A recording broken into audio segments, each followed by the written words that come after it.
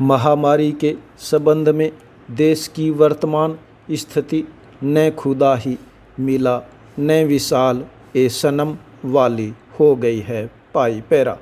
पहले हमने कोरोना संक्रमण के चक्र को रोकने के लिए लंबे लंबे लॉकडाउन किए और जब उसका आर्थिक दुष्प्रभाव सामने आया तो लॉकडाउन में छूट देकर महामारी नियंत्रण की लगाम एक तरह से छोड़ दी है।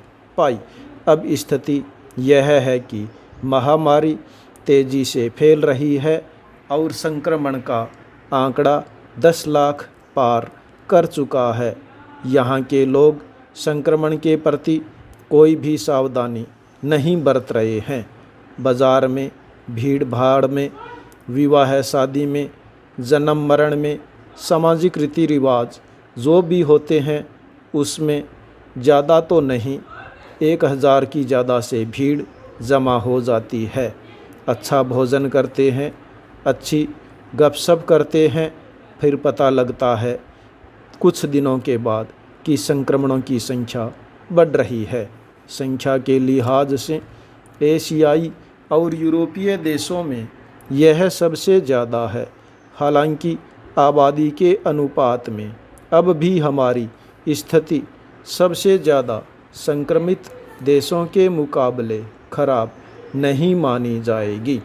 प्रतिदिन हो रही मौतों के आंकड़े भी अब डराने लगे हैं। पाई पैरा।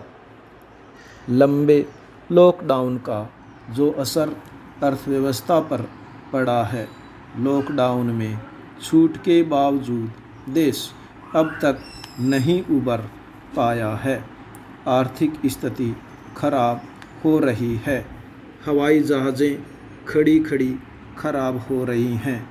रेलगाड़ियां अभी पता ही नहीं कितने दिन और खड़ी रहेंगी। ये सब आर्थिक स्थिति को मजबूती देने वाले स्रोत नहीं समझे जा सकते।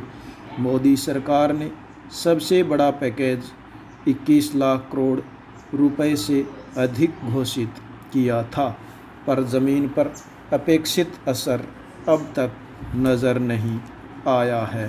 पाई। निश्चित रूप से इस पर सरकार की नज़र होगी।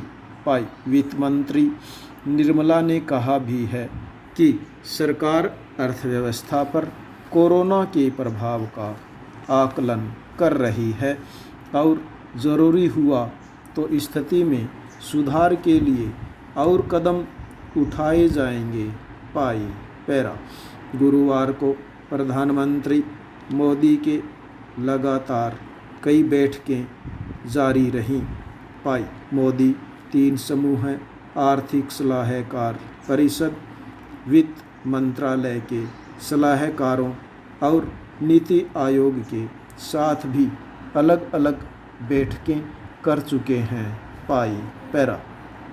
प्रधानमंत्री की वित्त और वाणिज्य मंत्रालयों के करीब 50 अधिकारियों के साथ वर्चुअल मुलाकात के बाद यह उम्मीद है कि सरकार शीघ्र ही कुछ और सुधारात्मक कदमों की घोषणा कर सकती है। पाई। यह जितनी जल्दी हो उतना ही अच्छा होगा। पाई। आर्थिक असर के आकलन में और ज़्यादा देर करना ठीक नहीं है। पाई पैरा। दूसरी गंभीर चिंता की बात यह सामने आ रही है कि कोरोना का संक्रमण अब बड़े शहरों से निकलकर गांवों और कस्बों की ओर बढ़ चला है। पाई। यह चिंता की बात इसलिए भी है कि गांवों में स्वास्थ्य सुविधाओं की स्थिति काफ़ी खराब है। पाई। जब सर्वोत्तम स्वास्थ्य सुविधाओं वाले दिल्ली और मुंबई कोरोना रोगियों की भीड़ को संभाल नहीं पा रहे हैं तो कस्बों और गांवों की स्थिति का अंदाज़ा सहज ही लगाया जा सकता है। पाई। अब लगभग एक बात तो स्पष्ट हो चुकी है कि कोरोना हमारे साथ रहेगा और हम कोरोना के साथ रहेंगे। एक ज़माने में एड्स बीमारी आई थी, लोग घबराने लगे थे। फिर कभी स्वाइन फ्लू आया, कभी जीका आया, कभी टीका आया, कभी शुगर आई, तो कभी बीपी की बीमारी आई।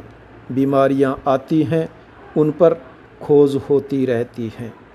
उसका इलाज कोई नहीं करता है, क्योंकि इलाज के मायने खान पान, रहन सहन, भ्रमण, योगा, दिनचर्या आदि को सुधारा जाए, तब तो बीमारियों पर कुछ हद तक नियंत्रण किया जा सकता है। लेकिन हमारा युवा पीढ़ी का वर्तमान में खान पान बदल गया, रहन सहन बदल गया, दिनचर्या बदल गई, बहुत कुछ परिवर्तन हो गए। इसलिए नित नई बीमारियों से ग्रसित हो रहे हैं, दवाइयाँ खा रहे हैं। ब्लड प्रेशर किसी का ज़्यादा है तो किसी का कम है, शुगर किसी की ज़्यादा है तो किसी की कम है। उन मरीज़ों को यदि डॉक्टर सलाह दे दे कि आप नित्य 4 बजे ब्रह्म मुहूर्त में खड़े होइए, बाहर खेत खलिहान पार्क में घूमने जाओ, योगा करो, शुद्ध वातावरण में रहो, दिमागी चिंताओं से मुक्त रहो, तो वह मरीज़ डॉक्टर को 10 बात सुनाता है।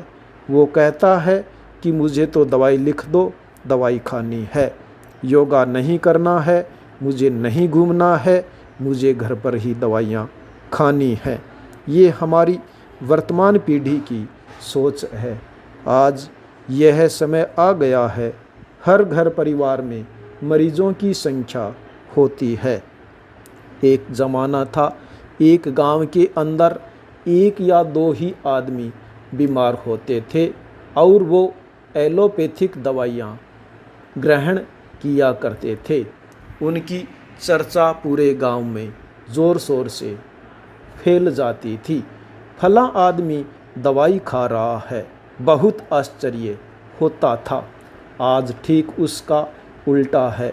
हर गांव में, हर घर में दवाइयों के थैले भरे पड़े हैं और दवाइयों पर खाने के लिए पूरा प्रयत्न करते हैं। सुबह दवाई लो, दोपहर में दवाई खाओ, शाम को दवाई लो। वो बीमारियों से जूझते हैं। ग्रामीणों ने खेत जाना छोड़ दिया, कठिन श्रम करना तक छोड़ दिया और सब पड़े पड़े ही खाते रहते हैं और बीमारियों को आमंत्रित करते रहते हैं। स्टॉप।